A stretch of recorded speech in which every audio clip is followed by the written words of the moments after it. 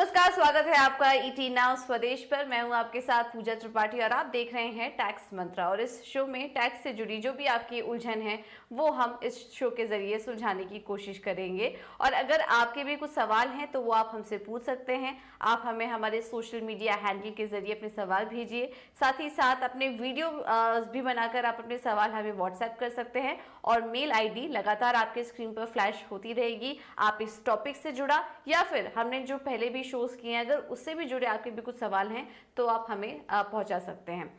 चलिए अब शो की शुरुआत करते हैं। और आज का टॉपिक बड़ा इंटरेस्टिंग है। आज हम बात करने वाले हैं लोन पे मिलने वाले टैक्स बेनिफिट। ये इसकी जानकारी आप में से बहुत लोगों को होगी भी, और हो सकता है कि आज हम जिस टॉपिक पर बात करें उसकी जानकारी आपको इससे पहले ना हो। क्योंकि अक्सर हम देखते हैं कि लोग अपनी छोटी छोटी ज़रूरतों को पूरा करने के लिए लोन लेते हैं, लेकिन वो एक लायबिलिटी की तरह हो जाता है। उसको रीपेमेंट करने में भी दिक्कतें आती हैं कई बार। उसी मुश्किल को थोड़ा आसान करने के लिए सरकार अपनी तरफ से यही कोशिश करती है कि वो उस पर कुछ टैक्स बेनिफिट भी आपको दे सके, सो दैट आपके ऊपर जो बर्डन है वो कम हो सको। तो आज हम उन्हीं टैक्स रिबेट की जो टैक्स बेनिफिट आपको मिल सकते हैं, कहाँ कहाँ आप एग्जेम्पशन एंजॉय कर सकते हैं, इसके बारे में आज हम फोकस करेंगे। और आज हमारी इसमें मदद करने के लिए जुड़े हैं जाने माने टैक्स एक्सपर्ट और चार्टर्ड अकाउंटेंट सुनील गर्ग। सुनील जी, बहुत बहुत शुक्रिया समय देने के लिए आज अपना ईटी नाउ स्वदेश को। तो शुरुआत करते हैं। सबसे पहले हम आपसे एजुकेशन लोन पर जो टैक्स एग्जम्पशन मिलता है उसके बारे में समझना चाहेंगे। क्योंकि हम अक्सर देखते हैं कि सरकार हायर एजुकेशन को प्रमोट करने के लिए काफ़ी सारे फैसले लेती है। और उसमें एक हिस्सा वो ये भी कोशिश करती है कि अगर उस पर लोन अगर आपने लिया है तो वो टैक्स से जुड़ी सुविधाएं भी आपको दे सकें। और लोग उसको लेते भी हैं और उसकी मदद से बाहर भी काफ़ी बार पढ़ने जाते हैं। तो हम आपसे ये समझना चाहेंगे कि अगर किसी ने एजुकेशन लोन लिया है तो किस तरह का टैक्स एग्जम्पशन उसको मिलता है। देखिए पूजा, वैसे तो हमारे यहाँ कहा जाता कि कर्ज और मर्ज से दूर रहना चाहिए। लेकिन जैसे अभी आपने बताया है कि जरूरतों को पूरा करने के लिए आप लोन लेते हम्म। हैं, और सरकार ने उसके लिए आपको बहुत बेनिफिट्स भी दिए हैं। और सबसे बड़ा बेनिफिट जो आम आदमी को नहीं पता पूजा, एजुकेशन लोन। एजुकेशन लोन लेने पर आप जो भी ब्याज की पेमेंट करते हैं, हम्म। पूरा का पूरा आपको डिडक्शन मिलता है, पूरा। वैसे तो आपको एटीसी में 1.5 लाख मिलता है, हाउसिंग लोन में 2 लाख मिलता है, लेकिन एजुकेशन हम्म। लोन की खासियत यह है कि पूरा इंटरेस्ट, मान लीजिए आपने 1 करोड़ रुपए का लोन लिया और 10% ब्याज से 10 लाख रुपए आपका इंटरेस्ट गया। हायर स्टडीज, आप विदेश में जा रहे हैं पढ़ने के लिए, हायर स्टडीज करने जा रहे हैं, तो 10 लाख रुपए अगर ब्याज बना तो 10 लाख के 10 लाख रुपए पर आप छूट क्लेम कर सकते हैं। और इसका लोगों को पता नहीं है। और धारा है 80E, ई फॉर एलिफेंट, यानी आप हायर एजुकेशन के लिए, और एजुकेशन कौन सी, senior secondary level and above, senior secondary level and above के ऊपर आप एजुकेशन लोन ले रहे हैं। लेकिन एक शर्त है कि वो कोर्स अप्रूव होना चाहिए स्टेट गवर्नमेंट से, सेंट्रल गवर्नमेंट से, या किसी गवर्नमेंट अथॉरिटी से। अगर ऐसा है तो आप उस पर लोन लीजिए। उस पर आप जो भी ब्याज पे करेंगे, जो आप ब्याज जमा करवाएंगे, उस पर आप टैक्स की बेनिफिट ले सकते हैं। और जैसे मैंने बताया, धारा है 80E। 80E के तहत ये सेक्शन आप याद रखिए।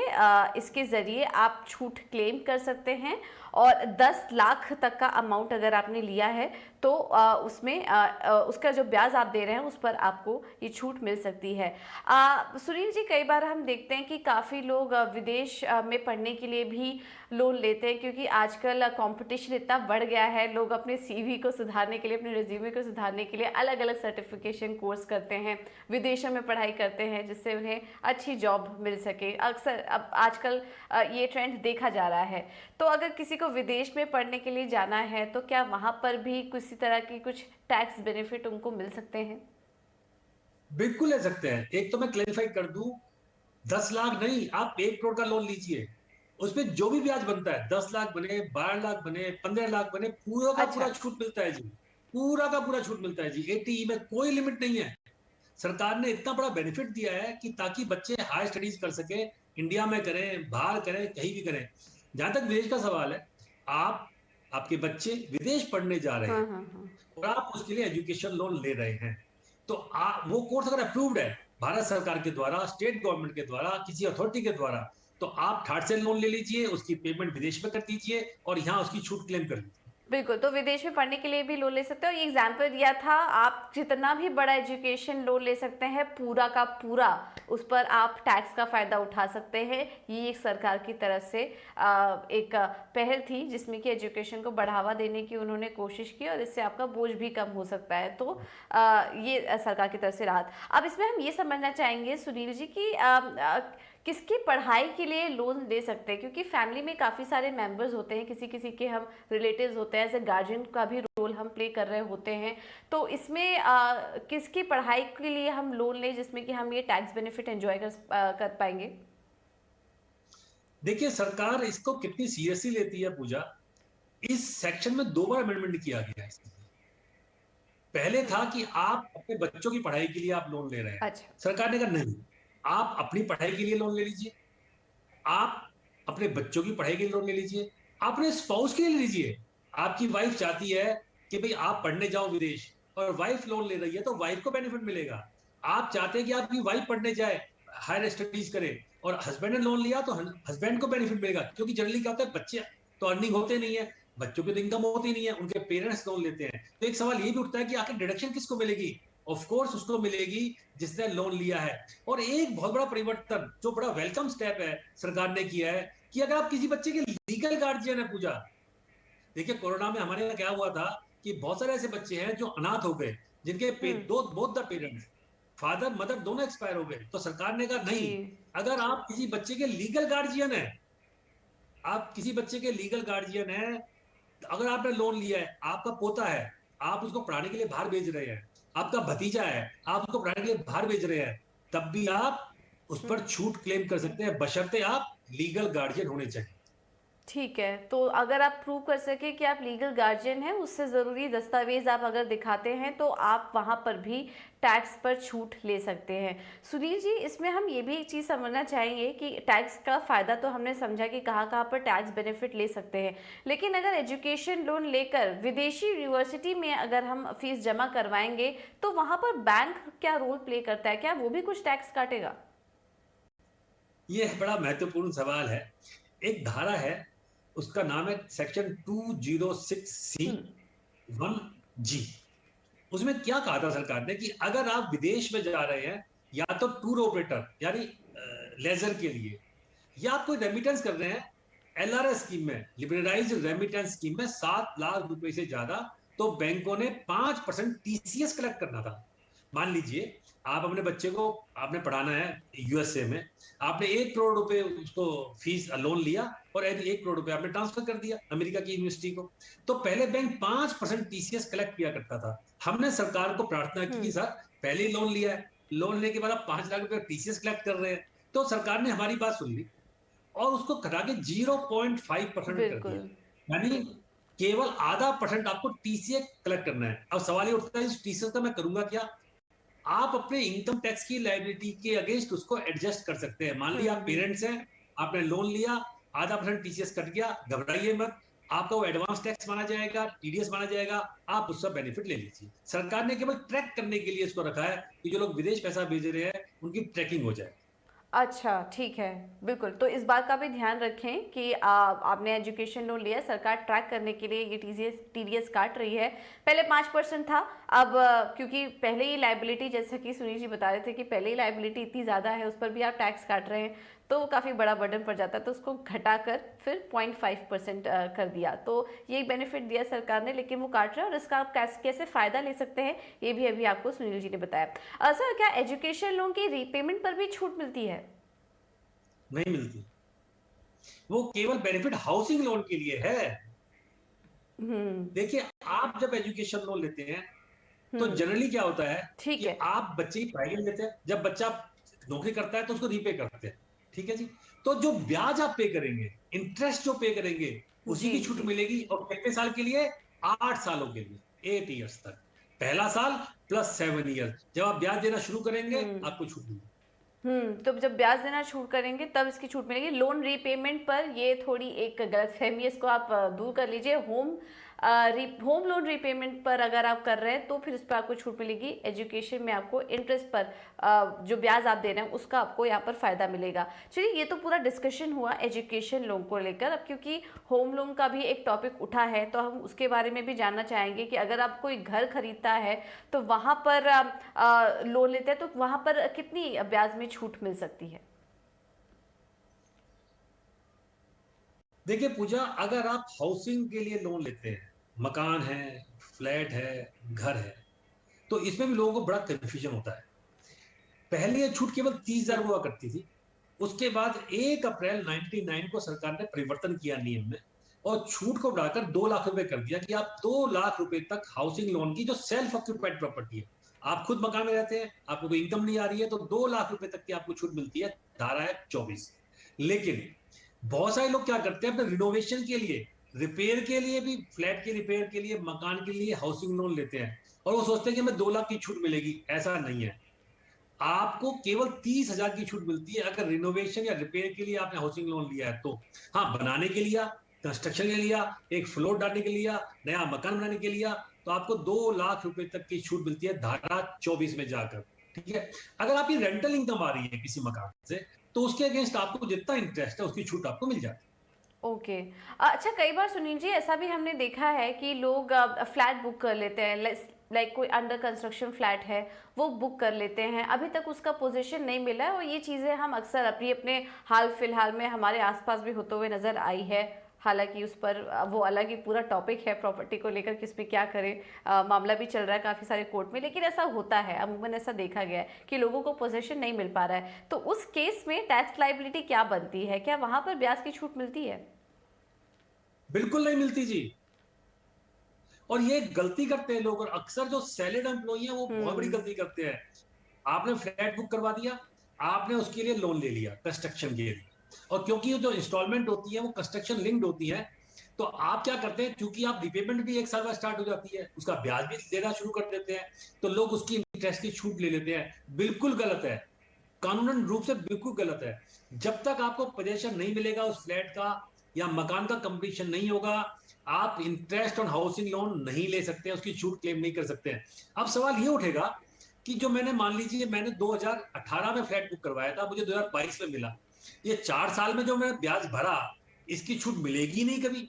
ऐसा नहीं है। सरकार ने कहा है कि पोजेशन से पहले का जो ब्याज है, आप पोजेशन के बाद की छूट दे सकते हैं 5 इंस्टॉलमेंट में। लेकिन एक बात याद रखनी है आपको कि वो भी 2 लाख से ज्यादा नहीं हो सकता, यानी पुराना हम्म। इंटरेस्ट प्लस नया इंटरेस्ट मिलाकर 2 लाख ही मिलेगा आपको, उससे फालतू नहीं मिलेगा। ओके, ठीक है। तो यहाँ तो क्लियर हो गया कि अगर फ्लैट का पोजीशन नहीं मिला है तो भी आप ध्यान रखिए, उसमें आपको किसी तरह की छूट नहीं मिलती है, कंप्लीट होने पर ही ये छूट मिलती है। सुनील जी, कई बार हम देखते हैं कि हस्बैंड वाइफ दोनों मिलकर मकान लेते हैं, जॉइंट ओनर होते हैं, वहाँ क्या छूट डबल मिल सकती है? क्या दोनों उसका फ़ायदा उठा सकते हैं, हस्बैंड वाइफ? इसको लेके बड़ा कंफ्यूजन था पहले, और है भी कंफ्यूजन। पर मैं आपको एक अच्छी बात बताता हूँ हम्म। हम्म। कि आप अगर हस्बैंड वाइफ मकान लेते हैं अच्छा। तो डबल बेनिफिट है। पहला बेनिफिट तो आपको छूट डबल हो जाती है, यानी 2 जमा 2 4 लाख, और जो एटीसी में रीपेमेंट करोगे 1.5 जमा 1.5 3 लाख। हम्म। और आपको पता होगा, जहां महिलाएं, अगर आपकी कौन है प्रॉपर्टी में, तो स्टैंप ड्यूटी में भी छूट मिलती है आपको। अगर स्टैंप ड्यूटी जेंट्स के नाम पर 5% है, तो लेडीज के नाम पर 3% है, महिलाओं के नाम पर 3% है, और ज्वाइंट नेम पे 4%, यानी 1% आप स्टैंप ड्यूटी में बचा लेते हैं। आप जरूर लीजिए। लेकिन जो लोग गलती करते हैं, अगर आपकी वाइफ हम्म। नॉन वर्किंग है, अगर उसके पास कोई सोर्स ऑफ इनकम नहीं है, तो फिर छूट डबल नहीं होगी। हाँ, आप दोनों अर्निंग है, सोर्स ऑफ इनकम है, आप डबल नाम से, आप ज्वाइंट नाम से ले लीजिए। अच्छा। और एक बात याद रखनी है कि आपको इंस्टॉलमेंट भी ज्वाइंट अकाउंट से ही देनी है। अगर सारी की सारी इंस्टॉलमेंट हस्बैंड या वाइफ जमा करवा रहे हैं, तो आप डबल बेनिफिट नहीं ले पाएंगे। ओके, तो ये एक क्लैरिटी देखिए हमने आपको देने की कोशिश की कि अगर पति पत्नी दोनों अर्निंग है तो फिर वो डबल छूट का फ़ायदा उठा सकते हैं, पत्नी भी बेनिफिट ले सकती है, पति को भी फ़ायदा मिल सकता है। लेकिन अगर पत्नी का कोई इनकम नहीं है, कोई सोर्स ऑफ इनकम नहीं है, तो फिर आप इसका फ़ायदा लेने की कोशिश ना करें, वरना आगे दिक्कत में फंस सकते हैं। अब आगे बढ़ते हैं और सुनील जी, हमने ऐसा सुना है, अब आप बताइए कितना सच है, ऐसा हमने सुना है कि पहली बार अगर कोई मकान खरीदे तो ब्याज में डबल छूट मिल सकती है। ये किस तरह से होता है? क्योंकि काफ़ी सारे हमारे दर्शक हैं जो कि फर्स्ट टाइम होम बायर्स होंगे, जो कि हमें देख रहे हैं, आपको सुन रहे हैं। इनको आप क्या कहना चाहेंगे और किस तरीके से ये कैलकुलेशन होता है, ये भी आप हमें समझाइए। देखिए पूजा, जैसे सरकार एजुकेशन को बहुत बढ़ावा देना चाहती है, ऐसे हमारे माननीय प्रधानमंत्री जी हाउसिंग को बहुत बढ़ावा देना चाहते हैं। उनका हम्म। सपना है कि हर आदमी का अपना घर होना चाहिए। और आपको पता होगा प्रधानमंत्री आवास योजना, रूरल आवास योजना, ये प्रधानमंत्री ग्रामीण आवास योजना के तहत ये सारे काम किए जाते हैं। तो सरकार ने डबल बेनिफिट भी दे दिया। क्या बेनिफिट दिया कि अगर आप पहली बार मकान खरीद रहे हैं, फर्स्ट टाइम होम बायर है, दूसरी बात, देखो कंडीशन 3 लगा दी। पहला, मकान होना चाहिए, उससे पहले मकान नहीं होना चाहिए आपके पास में। दूसरा, वो अफोर्डेबल हाउसिंग में होना चाहिए, यानी 45 लाख से ज्यादा उसकी स्टैंप ड्यूटी वैल्यू नहीं होनी चाहिए। और तीसरी कंडीशन, 1 अप्रैल 2019 से 31 ओके। मार्च 2022 के बीच में आपने वो मकान खरीदा हो, मकान का खरीदा, आपने लोन लिया हो उसके ऊपर, तो आपको 80EE एक सेक्शन है, पहले 80EE हुआ करता था कभी, उसको 80EE कर दिया। उसमें आपको 1.5 लाख रुपए की छूट और मिलती है। यानी 2 लाख तो आपको वहां मिल गया धारा 24 में, और 1.5 लाख यहाँ आपको मिल गया। मान लीजिए आपने 45 लाख रुपए का मकान लिया, 45 लाख का, और 40 लाख का आपने होम लोन ले लिया, तो 40 लाख हम्म। रुपए पर आपको मोटा मोटा 8% से ब्याज जो बना वो 3,20,000 बना।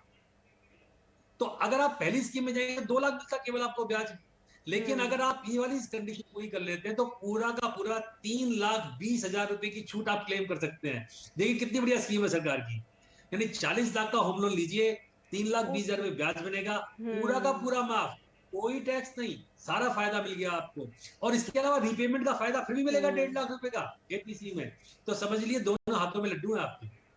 जी, लेकिन इस बात का यहाँ पर ध्यान रखना है कि पहली बार मकान या फ्लैट खरीद रहे हैं और फ्लैट की कीमत 45 लाख से ज़्यादा नहीं होनी चाहिए। उसकी कैलकुलेशन क्या बैठ रही है मोटा मोटी, वो भी आपको बताए, तो ये तरीके से आपको ब्याज पर पूरी तरीके से छूट मिल रही है। ये काफ़ी इंटरेस्टिंग बात जो काफ़ी लोगों को नहीं पता होगी, जो फर्स्ट टाइम होम बायर हमें जो सुन रहे हैं। आपको देखिए कितना फ़ायदा यहाँ पर मिल सकता है। तो आप अगली बार जब घर खरीद रहे हैं तो इस बात का ज़रूर ध्यान रखें कि आपको ब्याज पर पूरी तरह से यहाँ पर छूट मिल सकती है। सुनील जी, काफ़ी इंटरेस्टिंग बातें हमें इस डिस्कशन के थ्रू पता चल रही है। अब आगे हाउसिंग लोन में एक और चीज़ हम समझना चाहेंगे, क्योंकि अब घर खरीदते हैं तो लोगों की अपनी कुछ सेविंग भी होती है, माता पिता से भी कुछ रकम मिलती है, उसके थ्रू भी वो कोशिश करते हैं घर खरीदने की, क्योंकि बहुत काफ़ी बड़ा सपना होता है किसी का। तो हाउसिंग लोन में जो भी छूट हमें मिलेगी, क्या वो बैंक से लोन लेना ही ज़रूरी है तभी वो छूट मिलेगी, या फिर किसी और तरीके से वो इसको एंजॉय कर सकता है? अगर कहीं और से उनको पैसा मिला तो भी क्या वो इस छूट का फायदा ले सकते हैं? बिल्कुल ले सकता है। देखिए एजुकेशन लोन की छूट आपको तभी मिलती है अगर आप किसी हम्म। बैंकिंग या फाइनेंशियल इंस्टीट्यूशन से लेते हैं, या आप किसी चैरिटेबल इंस्टीट्यूशन लेते हैं। मैं एजुकेशन लोन की बात कर रहा हूँ। एजुकेशन लोन आप बैंकिंग से लीजिए या किसी चैरिटेबल इंस्टीट्यूशन ले लीजिए, तभी आपको छूट हम्म। मिलेगी। लेकिन हाउसिंग लोन में बड़ा सरकार ने बेनिफिट दिया है, दिल खोल कर दिया है आपको बेनिफिट, दोनों हाथों से लुटाया है। क्या कहा? आप हाउसिंग लोन ले लीजिए, बैंक से लीजिए, फाइनेंशियल हम्म। इंस्टीट्यूशन ले लीजिए, अपने पेरेंट्स से ले लीजिए, अपनी वाइफ से ले लीजिए, अपने ब्रदर से ले लीजिए, अपने दोस्तों से ले लीजिए, आप जिससे भी ले लीजिए हाउसिंग लोन, मकान खरीदने के लिए पैसा, उस पर जो भी ब्याज बनेगा आप उस ब्याज की छूट ले सकते हैं। और इसमें एक और बड़ा बेनिफिट है जो लोगों को नहीं पता। आप लोन, आपने इंटरेस्ट पे किया हो या ना किया हो, अगर इंटरेस्ट हम्म। ड्यू हो गया, बहुत सारे लोग पे नहीं कर पाते, इंटरेस्ट अगर ड्यू हो गया, एक्टिव हो गया, पेएबल हो गया, तब भी आपको छूट क्लेम कर सकते हैं। लेकिन एक कंडीशन है, और जो लोग अक्सर गलती करते हैं पूजा, जब भी आप हाउसिंग लोन की इंटरेस्ट की छूट हम्म। लें तो कृपया आप हम्म। 31 मार्च यानी ईयर एंड में एक सर्टिफिकेट लेना ना भूलें। जो भी आपका लेंडर है, अगर वो बैंक है तो बैंक से ले लीजिए, फाइनेंशियल इंस्टीट्यूशन वहां से ले लीजिए, आपका कोई रिलेटिव है तो उससे ले लीजिए, आपके कोई दोस्त है उनसे ले लीजिए, जिससे भी आपने लोन लिया है, हाउसिंग फाइनेंस कंपनी उससे ले लीजिए। इंटरेस्ट का सर्टिफिकेट जरूर लीजिए कि इंटरेस्ट ड्यू हो चुका था, ये पेबल था, तभी आपको छूट मिलेगी, अदरवाइज आपको छूट नहीं मिलेगी। ओके, ये काफ़ी इंटरेस्टिंग था कि लोन सिर्फ बैंक का पे से लोन अगर आपने लिया है वहाँ पर तो ऑफ कोर्स आपको इंटरेस्ट देना ही पड़ता है, तो वो तो प्रूफ मिलता ही है, आपको दिखाना ही पड़ता है। लेकिन अगर आप किसी के भाई बहन पिता दोस्त या किसी प्राइवेट फर्म से भी आपने लोन लिया है, तो अगर आपके पास इंटरेस्ट सर्टिफिकेट है तो उसको दिखाकर भी आप छूट का फ़ायदा ले सकते हैं। ये काफ़ी इंटरेस्टिंग बातें इस डिस्कशन में पता चली। सुनील जी, थोड़ी देर पहले हम एजुकेशन लोन के रीपेमेंट की बात कर रहे थे। आपने कहा वहाँ पर तो कोई फ़ायदा नहीं मिलता, होम लोन के रीपेमेंट पर फ़ायदा मिलता है। तो वहाँ पर किस तरह का फ़ायदा मिलता है, किस सेक्शन के अंडर में उसका फ़ायदा एक टैक्स पेयर उठा सकता है? देखिए पूजा, 80C एक धारा है। देखिए उसमें बहुत सारी छूटें दे रखी हैं और सबको मिला के 1.5 लाख मिलता है। आपको पता होगा, जीवन बीमा है, बच्चों की एजुकेशन है, और उसमें म्यूचुअल फंड्स की इन्वेस्टमेंट है। उसी में ये क्लॉज और है। जैसे आपने कहा था कि एक सपना होता है यंगस्टर्स का कि मेरा अपना मकान हो, अपना फ्लैट हो। तो अगर बाकी आप सेविंग्स नहीं कर पा रहे हैं, आप LIC नहीं ले पा रहे हैं, आपके बच्चे अभी नहीं है, उनकी पढ़ाई नहीं है, तो 1.5 लाख रुपए की रीपेमेंट की छूट भी मिलती है। क्योंकि जब आप हाउसिंग लोन की रीपेमेंट करते हैं, उसमें एक पोर्शन होता है ब्याज का और बाकी पोर्शन होता है टुवर्ड्स द प्रिंसिपल, जो आप प्रिंसिपल को पे कर रहे होते हैं। तो ब्याज की छूट तो हमने ब्याज की धारा में ले ली, धारा 24 में और धारा 80EE में। और आप धारा 80C में रीपेमेंट की छूट भी ले सकते हैं। आपने जो रीपेमेंट किया है 1.5 लाख तक की छूट उसमें क्लेम कर सकते हैं। आपको एक और बड़े मजे की बात ओके। बताता हूँ। अगर आपने फ्लैट लिया, मकान लिया, उसमें आपने स्टैंप ड्यूटी पे की, मान लो फर्स्ट टाइम आप पे करते हैं, उसको भी 80C में छूट क्लेम कर सकते हैं। आपने मान लीजिए सेल्फ फाइनेंसिंग, जैसे DD है, दिल्ली डेवलपमेंट अथॉरिटी है, ओके। उससे आपने फ्लैट ले लिया, उसकी इंस्टॉलमेंट पे कर रहे हैं, उसको भी 80C में छूट क्लेम कर सकते हैं। लेकिन आपको एक बात का याद रखना है, बड़ा खतरनाक प्रोविजन है उसी धारा 80C में। अगर आपने वो मकान 5 साल के अंदर बेच दिया, 5 years, यानी होल्डिंग पीरियड है 5 साल का। अगर 5 साल के अंदर आपने बेच दिया मकान, तो जितनी भी आपने क्लेम की है छूटें पिछले 5 सालों में, सारी की सारी रिवर्स हो जाएंगी। और जिस साल में आप मकान बेच देंगे, वहां पर आपको टैक्स देना पड़ेगा। लोग गलती कर देते हैं, 3-4 साल बाद फ्लैट को निकाल देते हैं, छूट क्लेम कर चुके होते हैं। ऐसी गलती ना करना। 5 साल का मिनिमम होल्डिंग पीरियड है। और आपसे from the date of possession, जब आपको पोजेशन मिला था, बुकिंग से नहीं, आपने बुक करवाया था उससे कोई मतलब नहीं है। जब आपको पोजेशन मिला, उसके 5 साल के बाद तक आपको उसको होल्ड करना है। पहले बेच देंगे, 80C की छूट सारी रिवर्स हो जाएंगी, और जिस साल में बेचेंगे वहां पे टैक्स लग जाएगा। ओके, तो इस बात का भी ध्यान रखें, जो कि हम आपको भी बता रहे थे कि अगर आप पोजीशन मिलने से लेकर होल्डिंग पीरियड का भी ध्यान रखें। अगर जल्दी वो बेच दिया तो फिर वो सारा रिवर्स हो जाएगा, जो भी छूट का फ़ायदा आपने लिया है। मकान खरीदने पर सुनील जी, हम स्टैंप ड्यूटी भी देते हैं, तो वहाँ पर किस तरह का छूट हमें मिलता है? मैंने बताया ना अभी आपको कि स्टैंप ड्यूटी की छूट भी 80C में मिलती है, कि लोगों को नहीं पता। आप फर्स्ट टाइम जो स्टैंप ड्यूटी दे रहे हैं, तो आप उसकी छूट क्लेम कर लीजिए, कोई दिक्कत नहीं है। धारा है हाँ। 80C। हम्म। Right, right. एटीसी में आप 1.5 लाख तक की छूट क्लेम कर सकते हैं स्टैंप ड्यूटी पर भी। ये बात शायद आपको नहीं पता होगी, हमने आपको बताई। चलिए अब बात करते हैं कुछ कमर्शियल प्रॉपर्टीज की। जैसे कि ऑफिस खरीदने पर अगर हमने लोन लिया है, तो क्या वहां पर भी छूट मिल सकती है? देखिए, जो 2 लाख की छूट की हम बात करते हैं, तो सेल्फ ऑक्यूपाइड हाउसिंग प्रॉपर्टी की बात करते हैं। अब सवाल है कि आपने मान लीजिए ऑफिस परचेज किया, उसको लेके आपने लोन हम्म। ले लिया।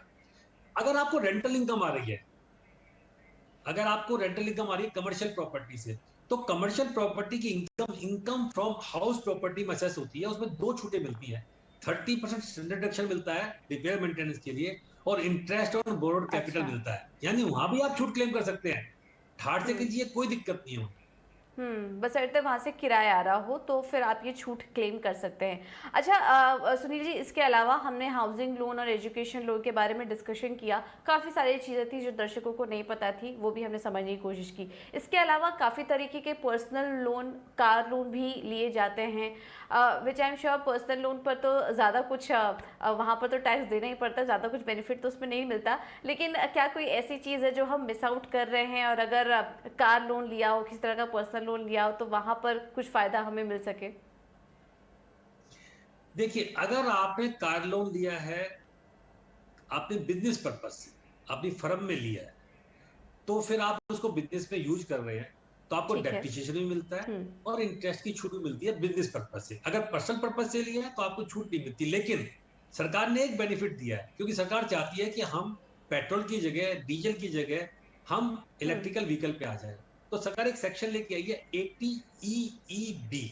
उसमें ये कह दिया कि अगर आपने 1 अप्रैल 2019 से 31 मार्च 2023 के बीच में इलेक्ट्रिकल व्हीकल खरीदा है, हम्म। व्हीकल में कार ही नहीं है, आप बाइक भी खरीद सकते हैं, और आपने लोन लिया हम्म। है, तो आपको धारा 80EE के हम्म। तहत 1.5 लाख रुपए की छूट मिलती है। 1.5 लाख रुपए की आप छूट क्लेम कर सकते हैं उसमें ठाट से। हाँ, अगर आप वो इलेक्ट्रिकल व्हीकल को अपने हम्म। बिजनेस में इस्तेमाल कर रहे हैं, ऑफ कोर्स, तो आपको 80EEE नहीं मिलेगा। फिर आप अपने बिजनेस के जो नॉर्मल खर्चे हैं, जो हम धारा 37 में लेते हैं, वहां पर जाके आप छूट क्लेम कर लीजिए। पर्सनल यूज के लिए तो 80EEB का बेनिफिट आपको मिलता है। इसी तरह से पर्सनल लोन है, अगर आपने पर्सनल लोन पर्सनल यूज के लिए लिए है, कोई बेनिफिट एक नहीं है। पर्सनल लोन आपने जी। बिजनेस के लिए लिया तो आपको बेनिफिट मिल जाएगा। ओके, तो पर्सनल लोन अगर बिजनेस के लिए लिया है आपने तो उसको आप दिखाइए, अपने इनकम टैक्स रिटर्न फाइल करते हुए दिखाइए, आप वहां पर भी उसका बेनिफिट ले सकते हैं। इलेक्ट्रिक कार खरीदते समय सुनील जी एक क्लैरिफिकेशन हम आपसे यहाँ पर लेना चाहेंगे। आपने बताया कि 1 अप्रैल 2019 से लेकर 31 मार्च 2022 के बीच ही अगर आपने लिया है तो ही आपको उसका बेनिफिट मिल सकता है, राइट? अगर उसके बाद या उसके पहले के हैं तो फिर आप इसका क्लेम नहीं ले सकते बेनिफिट का। नहीं, 31 मार्च 2023, देखिए धारा जो आई थी वो फाइनेंस एक्ट 19 में आई थी, तो 1 अप्रैल ओ 2019 का इसका स्टार्टिंग पीरियड था, और एंडिंग पीरियड 31 मार्च 2023। 2023 करेक्ट, ठीक है। तो 2023 तक के बीच के अगर आपने लिया है तो फिर आप उसका फायदा यहाँ पर उठा सकते हैं।